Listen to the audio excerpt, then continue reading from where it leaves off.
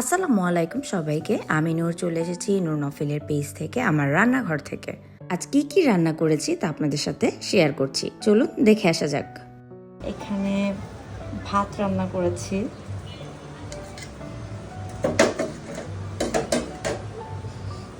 এখানে ডাল রান্না করেছি, তার জন্য সে আবার ডাল ছাড়া খেতেই পারে না। এখানে তার পছন্দের একটা খাবার শুটকি, গরুর শুটকি আলু দিয়ে টমেটো করে রান্না করেছে ধনেপাতা দিয়ে, সেটা খুবই পছন্দ করে। এটা হচ্ছে বাইলা মাছ টমেটো দিয়ে চচ্চড়ি করেছি, বাট জানি না সে সেটা খাবে কিনা। ফোনে কথা বলে নিব, যদি না খায় সেটা আমি খেয়ে ফেলবো।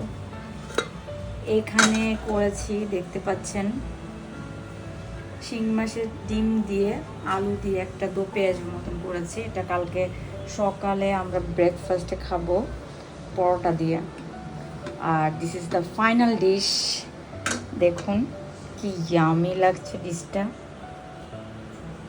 এটা কি জানেন? এটা হচ্ছে রুই মাছের মাথা দিয়ে কলমি শাক ভুনো করেছে, বাট এখানে একটু যদি মুসুরের ডাল সিদ্ধ করে দেওয়া যেত, ইটস জাস্ট